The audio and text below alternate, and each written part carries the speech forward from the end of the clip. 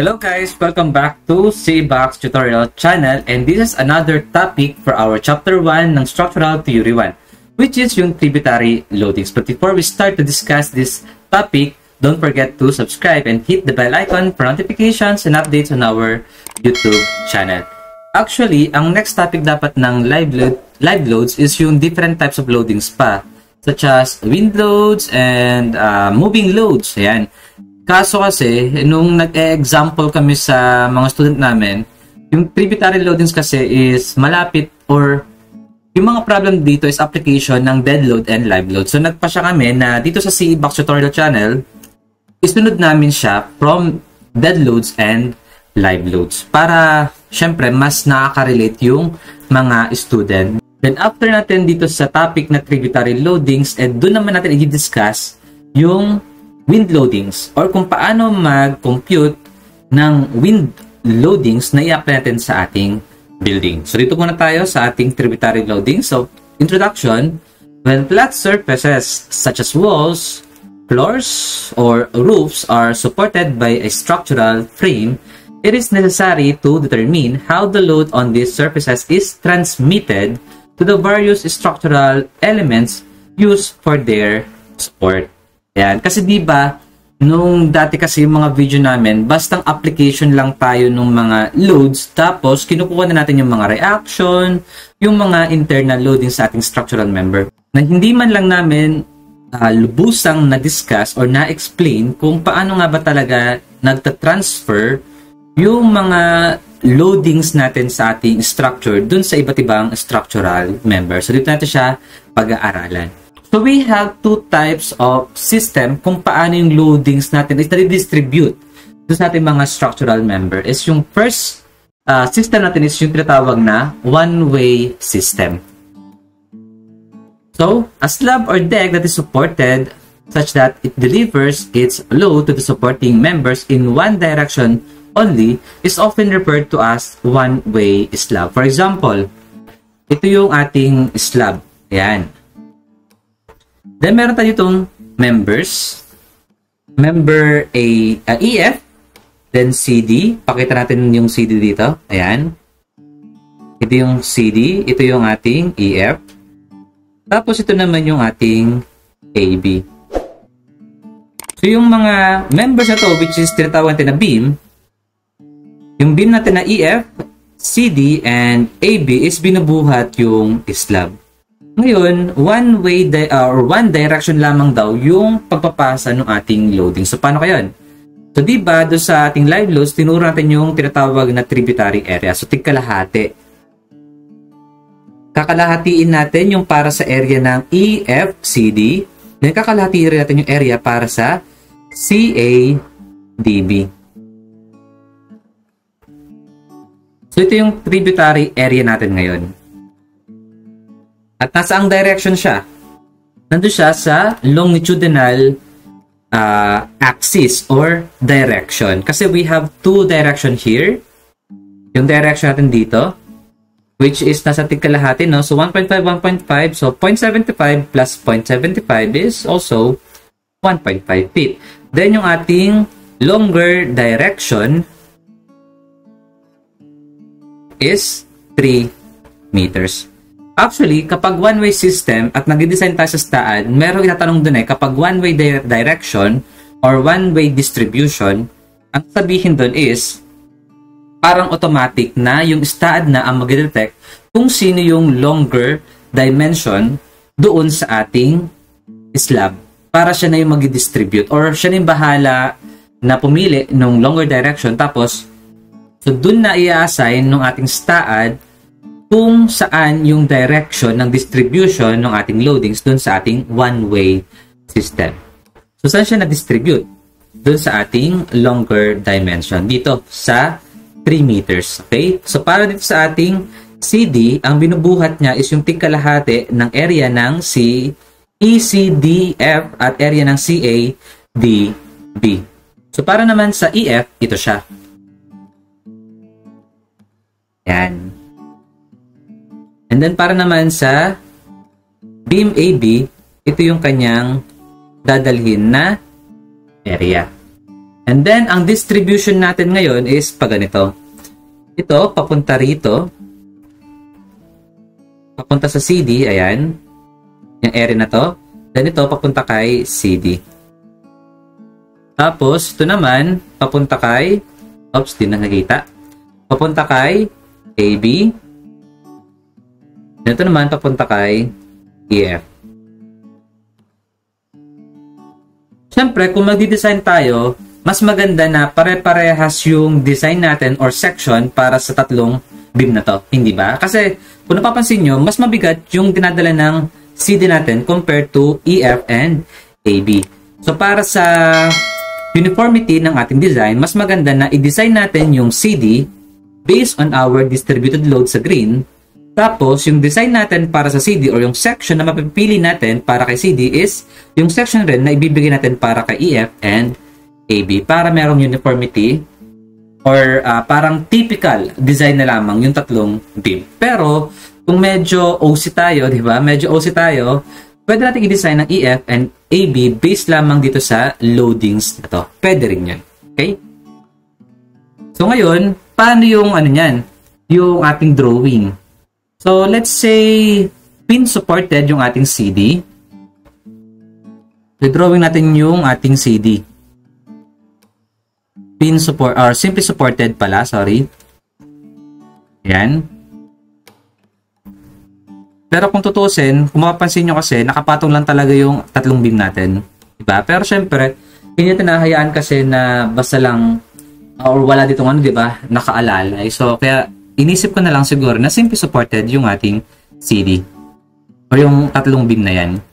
Then, ang kanyang length ay 3 meters. So, this is our beam CD. Then, ito yung ating distributed load.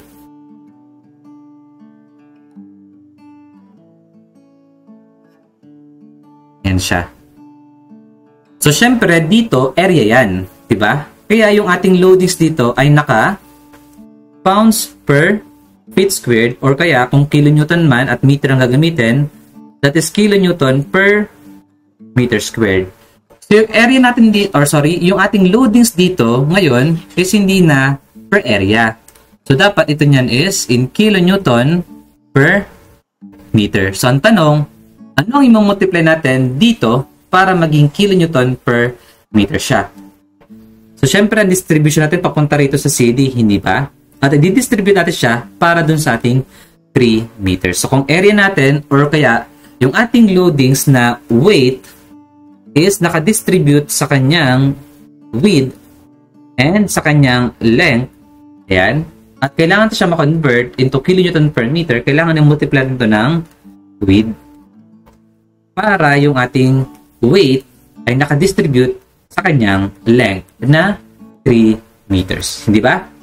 So, let's say ang ating loadings dito nakalagay rito is 5 kilonewton per meter squared. So, let's say this is W1. So, ngayon, yung ating W1 is equivalent to 5 kilonewton per meter squared multiplied by tributary area na 1.5. Ay, wait lang. Tributary area tuloy. So, kilonewton pala makuha natin doon. Ah, yes. Imumultiply natin siya ng width lang pala. Yan. Ng width. Okay. So, this is 5 multiplied by 1.5 meters. So, this is 7.5 kilonewton per meter. So, cancel out na yung isang meter. And kung mapapansin nyo, meron tayong support para kay CD. Ano kaya yon? Ito. Yung ating beam ECA at yung beam FDB. Pero, to be exactly, yung ating support para kay CD is dun sa point D and sa point C. Hindi ba? So, magkakaroon since meron yung support, meron tayo dyang makukuhang reaction. So, let's say this is CV and this is RD. Yan. So, by summation of forces vertical, alam natin na yung ating kasing CV and RD is equal lang sa isa't isa kasi symmetrical yan, di ba? May symmetry tayo na loadings and symmetry na support. Okay, or structure. Kaya mag-i-equal lang yan. Kaya yung ating CV is equivalent to RD. So, maghahati lang sila dyan, no? So that is 7.5 multiplied by 3, then divided by 2. So 11.25 kilonewton. So ngayon, saan natin ipupunta tong CV and RD? Dito. So syempre, reaction niya, upward yan, di ba? Para sa ating beam CD. So pagpunta natin dito sa ating beam ECA and beam FDB, yung ating reaction dyan is magiging downward na. Okay? So, punta na tayo sa ating beam FDB. So this is at CD, then ito naman at FDB. Ganito mangyayari. So let's say naka-pin dito, tapos roller.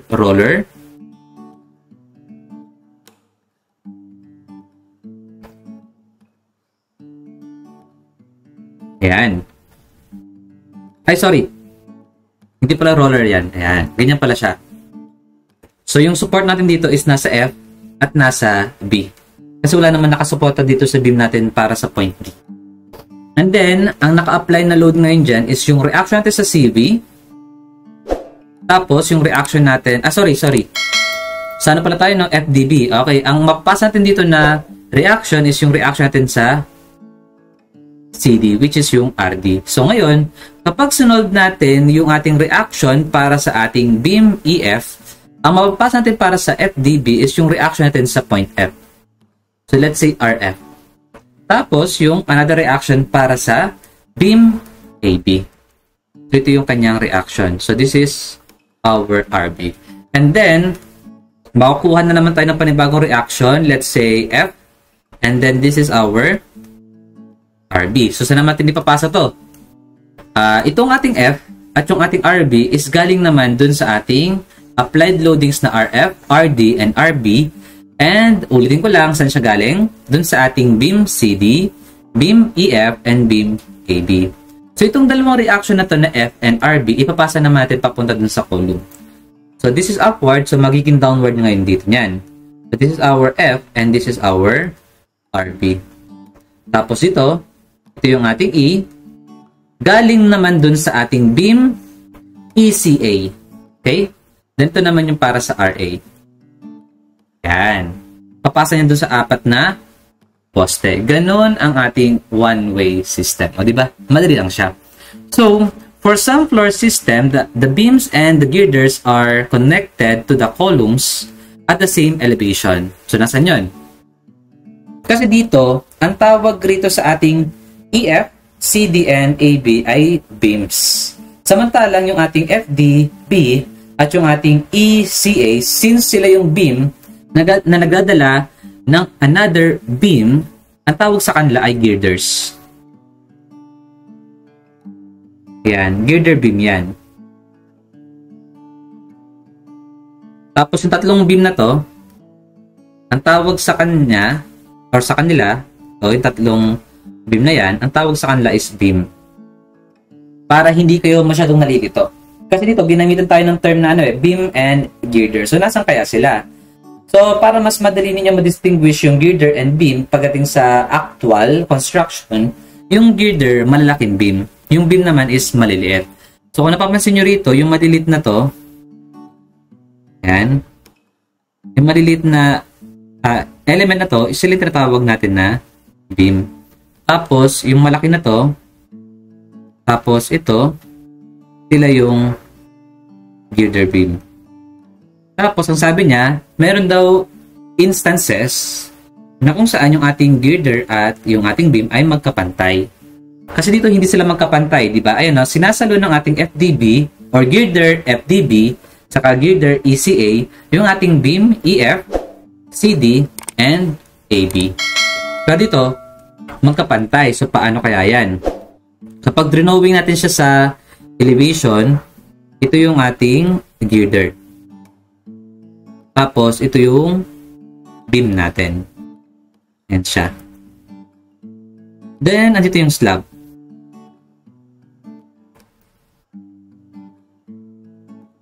Okay? The slab. Ito naman, beam. Ito naman yung ating girder. Kasi mamaya, isipin nyo na ang ating one-way system is ganito lang. Hindi po, no? So sabi rito, kahit na yung ating beam and girder is magkapantay, magiging one-way system pa rin yan kung depende sa kanyang distribution. Kasi napapansin nyo, ito yung ang tawag kasi dito is metal deck. Ito, yung bakal na to. Yan, metal deck yan. So, sinusuportahan din yan yung slab. But anyway, this is one-way system. Depende rin kasi sa mga dimension. So, ano ba napansin nyo rito? Yung distribution kasi nito, kung tutuusin, kapag tinanggal natin yung CD, imagine, tanggalin natin yung CD, sino ang magsasalo dyan? Yung ating member EF and AB, hindi ba? Parang ganun siya.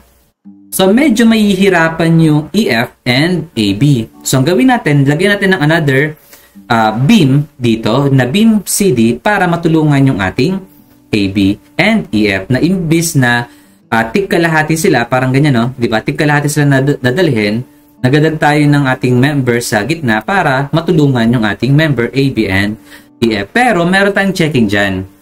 So, ang check natin dyan is ito, yung S is equivalent to L1 over L2. And sa one-way system, kapag siya ay less than, okay? Kapag siya ay less than sa 0.50, na kung saan yung ating L1 is yung smaller dimension, tapos yung ating L2 is yung tinatawag natin na longer dimension. So, check natin. Ano ba yung ating S dito? Ang ating S is equivalent to L1. Ang ating L1 is 1.5. Yung maliit. Ito. Ayan. So, this is our L1. Tapos, ito naman yung ating L2. So, 1.5 over 3 meters. So, this is equivalent to 0.50. Yes. So, ibig sabihin, ang ating S is less than or equivalent sa 0.50. So, kapag ang ating S is yan, equivalent sa 0.50 or less than sa 0.50, or yung ratio niya, yan, yung ratio ng ating smaller and longer dimension is less than or equivalent to 0.50, ibig sabihin, one-way system yung ating slab. Ito yung gagamitin natin. Kaya dito, ano ba nangyari? Kasi kapag wala kasing member CD, ano ba mangyayari dyan? Ang ating L1 is 3 meters. Tapos ang ating L2 is also 3 meters. Kaya, yung ating dyan, ratio na S is equivalent sa 1.0, which is greater than sa 0.50, hindi ba?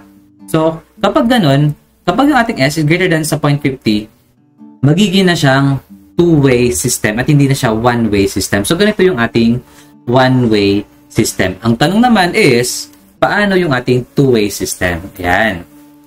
So, sa two-way system, the load is assumed to be transferred to the supporting members in two directions. So, when this is the case, the slab is referred to as as a two-way slab. So, kung napansin nyo, yung distribution ng ating loadings dito ay nasa isang direction lang. Para saan? Para sa ating longer dimension. Pero, dito sa two-way system, both direction na para sa X and Y. So, ano mangyayari? Kunwari ito, 3 meters and 3 meters. Wala tayong member or beam dito sa ating gitna. Ayan, walang beam dito, di ba? Kaya kung meron tayong beam dito sa gitna, magiging 1.5 meter yung ating L1. Pero since wala, ang L1 natin is 3 meters at ang ating L2 is 3 meters din. Kaya kung i-check natin yung ratio ng ating L1 and L2, so S is equivalent to L1 over L2, ang lalabas sa sagot dito is 3 over 3. Which is equivalent to 1.0. So, kapag ang ating S is na greater than sa 0.50, ibig sabihin, yung ating slab ay nasa two-way system. Kaya nga, sa ating one-way system, yung distribution ng ating loadings ay nasa one direction. So, dito, nasa two direction para sa X and Y. So, let's say this is our X-axis, then okay, yan, X.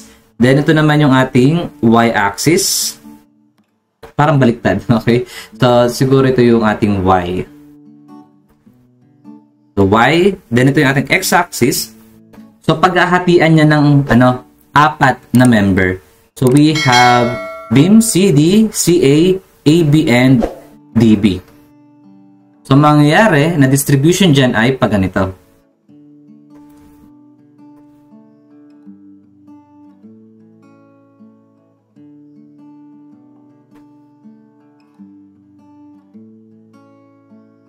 Yan.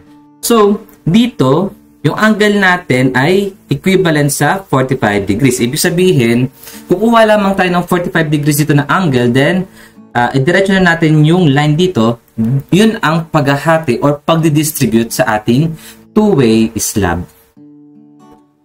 So, ngayon, itong area na to, yan, yung mga yan, for example, ito, mapupunta kay CD. Or ang mag-carry dyan is yung ating member CD.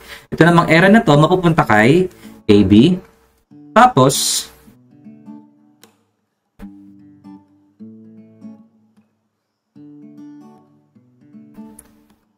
itong area naman na to, papunta kay DB. Tapos, ang area na to ay papunta naman kay CA. Kaya kung titignan natin sa top view, para siyang perfect or parang ano siya, yan, nakaganyan siya, no? So, equal silang apat kasi ang sukat ng ating L1 and L2 ay parehas lang naman. So, kung titignan natin at member, shade natin to. Yan. So, punta tayo sa member AB. Tapos, kung napapansin nyo, yung ating connection dito ay fix. So, fix yung ating A, then fix din yung ating joint at B. Tapos, yung ating loadings dyan ay triangular na. Dyan nagmumula yung mga triangular loadings natin. Or isa dyan, okay? Isa sa mga yan, yung pinagmumula ng ating triangular loadings. So, ang tanong, ano yung ating W1 dito? Which is in kilonewton per meter. So, dito, imumultiply lang natin yung ating stress dito. Yan, yung nakadistribute sa kanya in terms of area. Ang nakagiven kasi rito is 5 kN per meter squared. So, ang gagawin natin, imumultiply lang natin yan ng height ng ating triangle dun sa tributary area. So, ano kaya yung height niya? Ito. Ano kaya ang height nito? So, let's say this is our H. Yan. So, kung ito ay 3 meters, ayan, 3 meters yung kanyang base, tapos, naka 45 degrees to, ibig sabihin, yung point na mismong ito ay nasa gitna, di ba? Ayan. Nasa gitna siya mismo. Magtutugma lang siya sa gitna kasi, ano sila equal yung ating L1 and L2. So, ibig sabihin, yung ating, sorry, this is not a height, it is a base. Sorry, this is base. Ayan, B na lang. So, yung ating base dito ay equivalent sa kalahati lamang ng 3 meters. So, that is 3 over 2. So, 1.5 meters. At kung ito ay 45 degrees, yan. Kung 45 degrees to at ng kanyang base ay 1.5, ibig sabihin, equal lang yan sa kanyang height. Ito yung ating height. So, ang ating B is equivalent to H, which is equivalent to 1.5 meters. Kaya, yung ating W1, yung kanyang length dito is 3 meters. So, yung ating W1 is equivalent to 5 kN per meter squared multiplied by its height na 1.5 meter. So, cancel ang isang meter. So, matitira dyan ay kilonewton per meter. So, 5 multiplied by 1.5 is equivalent to 7.5 kilonewton meter per second. So, yung ibang student ko nung tinuturo ko to, sir, nasan po yung 1/2? Kasi area to ng ano, di ba, sir, ng triangle. So, nasan yung 1/2? Yung 1/2 is gagamitin natin para sa area ng triangle para makuha yung resultant natin. Pero, hindi natin gagamitin yung 1/2 para ma-determine yung W1. So, para mas madali natin ma-imagine to, ang gagawin natin is imbis na i-consider mo natin siya na triangular loads or area, yes, area pala, sorry, triangular area, ang gagawin natin is ito, yung kalahati nito na triangle, ilagay natin dito. Ayan. So, ano mangyayari? Nasa 1.5 siya, no? Ayan. 1.5 meters to. Itong area na to is ito. Ayan. Tapos yung kabilang area, ilipat natin dito sa taas. So, mangyari, magiging ganito siya. Ayan. Okay? So, magiging siyang rectangular loading. So, nasan yung ating loadings to? Ayan siya. So, para hindi masyadong magulo. Ayan. So, ito yung ating 1.5 meter. Tapos, ito yung loadings natin na nakadistribute na ngayon sa rectangular area. Na ang height, ang kanyang magnitude is kilonewton per meter squared. Tapos, saan ba natin siya didistribute? Di ba dito sa AB? Yan. Diyan siya didistribute. Ang length na lang niya ay 1.5. So, ang tanong, ano tong kanyang, let's say, ito yung length, ito yung kanyang width, okay? So, ano yung width niya? Itong base natin, di ba? Ayan. Yan yung width natin. So, ang B natin ay 1.5 meter. So, syempre, di ba tinuro ko na sa inyo sa introduction ng dead loads kung paano yung tamang pag-distribute? So, kung gusto natin i-distribute yung 5 kN per meter squared dito, ibig sabihin, kailangan natin siyang i-multiply sa kanyang base. Kaya, doon pumapasok yung 1.5 meter. So, ngayon, pag kinonvert na natin siya in kilonewton per meter, magiging ganito ngayon yan. Ayan. So, this is 1.5 meter. Kaso, nasa point B lang yan hanggang dun sa point ng kalahati ng ating member AB. Ayan, andyan lang siya. Diba? So, anong gagawin natin? Ang gawin natin is ibalik natin siya into rectangular shape. So, mangyari, hahatiin natin ngayon. Ayan. Tapos, itong kalahati niya, ilalagay natin siya dito. Magiging ganyan na yan. Lang natin. So, ito yung kalahati niya. Ayan. I-move natin papunta rito.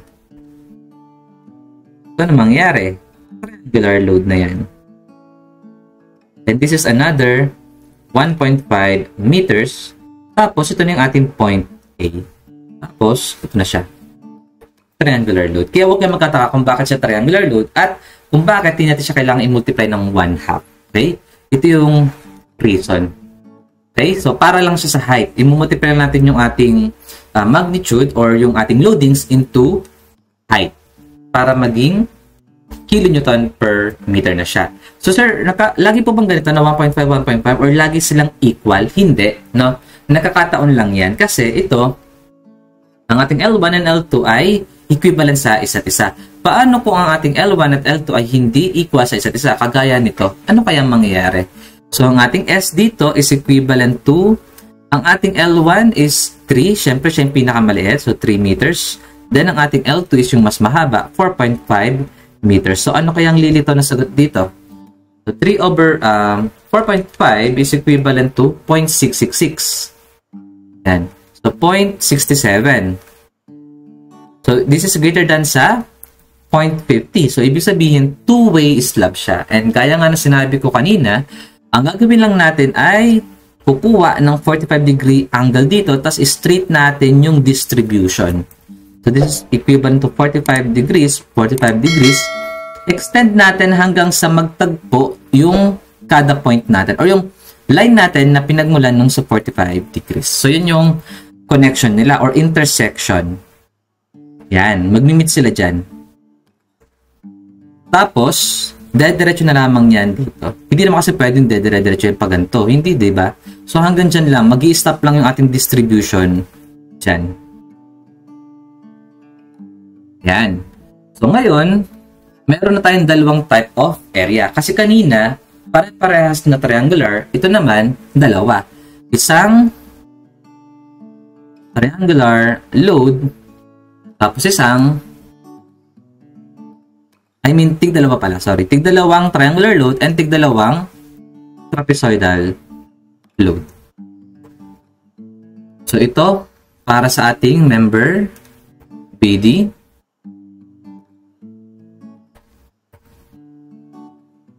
Yan, ito naman para sa AC, tapos ito naman para sa AB, ito naman para kay CD. So alam na natin ang magiging itsura ng ating member AB and BD, kagaya lang din dito sa ating first example. So doon naman sa ating member AB, ano magiging itsura niyan? Let's say fixed parehas yung ating A and B.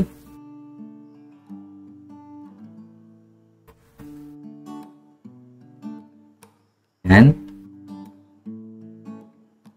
This is A, this is B.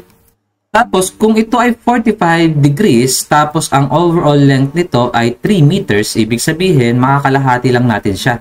Kaya ang height niya ay 1.5 meters.